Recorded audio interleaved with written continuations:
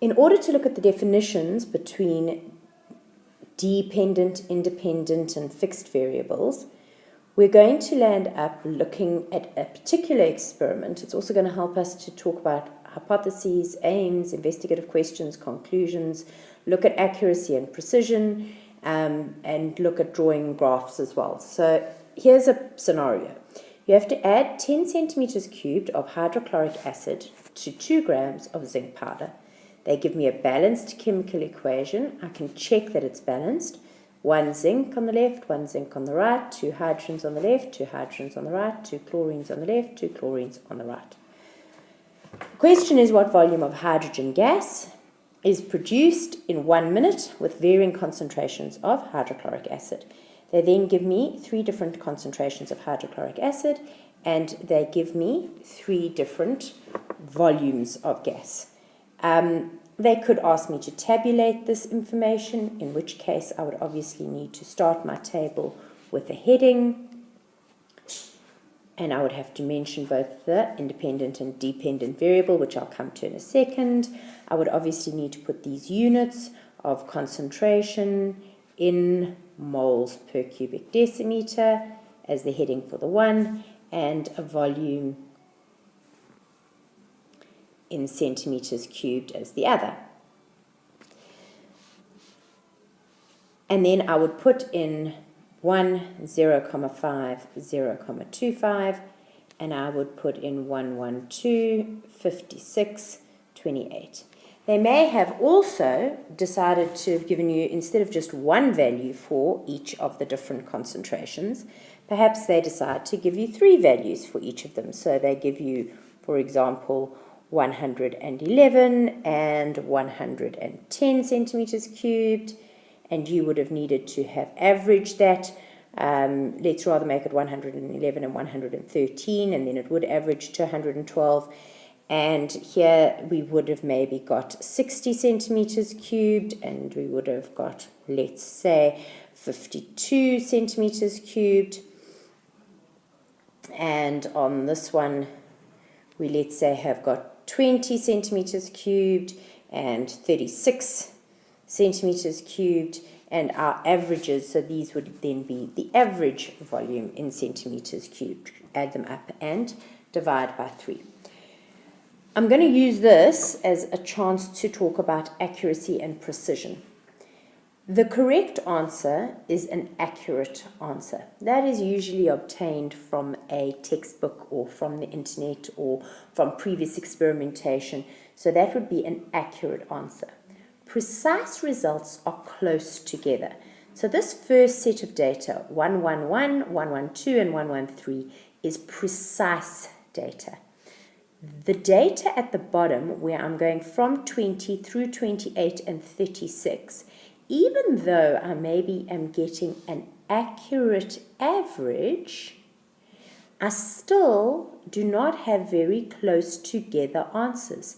So that is an imprecise set of data. And if you were a good experimenter, you may choose to redo this experiment a couple more times to see whether you get slightly more precise answers. So this is the most precise set of data. That is the least precise set of data. The exact accurate answer, we could do a calculation. These, by the way, the averages are all pretty accurate answers to what we should be getting from those volumes and those masses. Question asks me to differentiate between dependent, independent, and fixed variables. The dependent is what I, as the experimenter, decided to change. So in this case, my dependent variable is going to be the concentration of hydrochloric acid. I varied the concentrations of hydrochloric acid. So that is my dependent variable.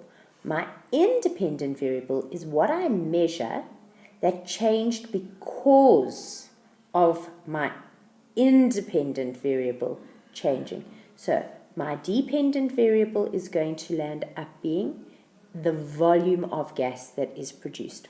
So independent is your concentration, dependent is your volume being produced. With that, we can say that the independent variable will always go on the x-axis and the dependent variable will always go on the y-axis if I am going to do any graphing of information.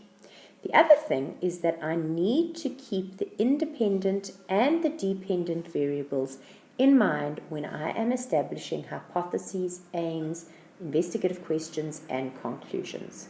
So, firstly, if I wanted to do a hypothesis, what would I do? I would say, firstly, a hypothesis must be a statement of fact. So I am going to say, as the concentration of hydrochloric acid increases, more volume of hydrogen gas is produced. Notice I have included both my independent and dependent variable, and I have stated a fact. Sounds a lot like a conclusion. The only difference between a hypothesis and a conclusion is that a hypothesis may well be wrong.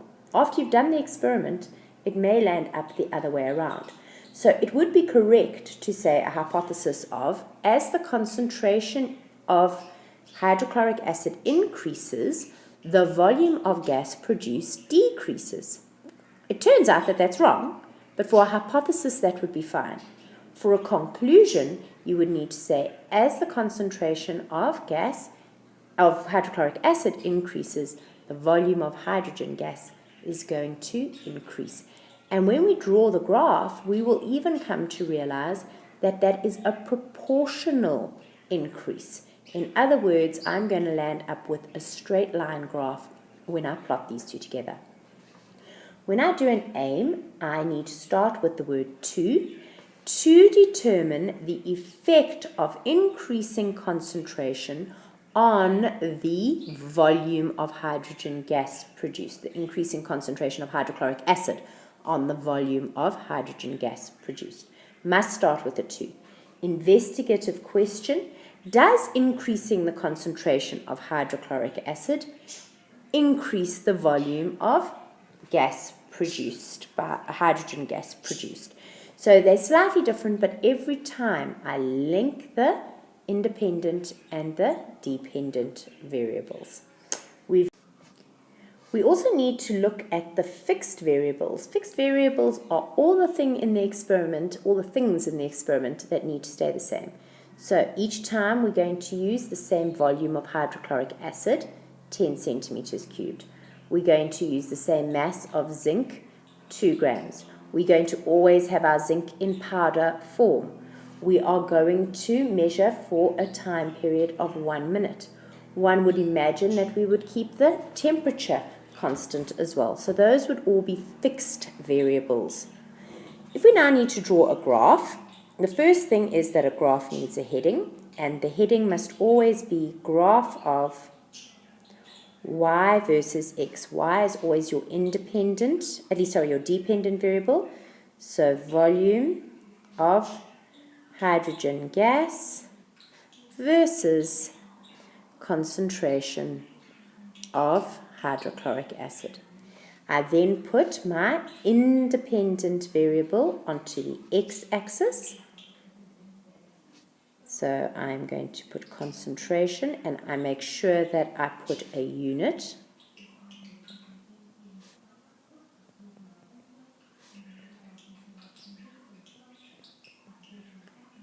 And I also put my y-axis, my dependent variable onto the y-axis, so volume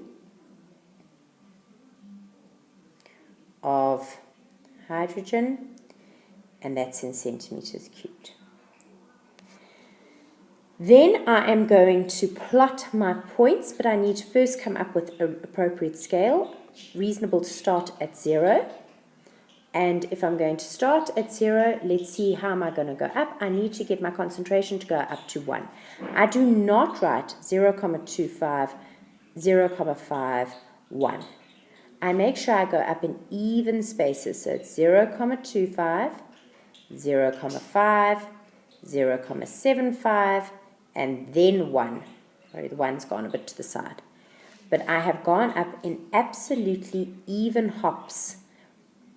And these would be evenly spaced increments along there. Now my volume, I need to get from 0 up to at least 112. So I am going to go up in, let's say, 20s. So, not much space here.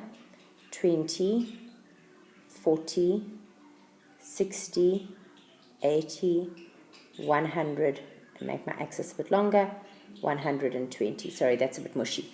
I then plot my points, 1 and 112, which is approximately over there. I use a little cross.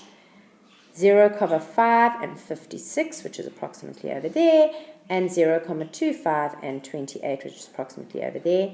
It's reasonable to say if there was no concentration, there would be no volume produced, and so I can go up and I get a lovely straight line.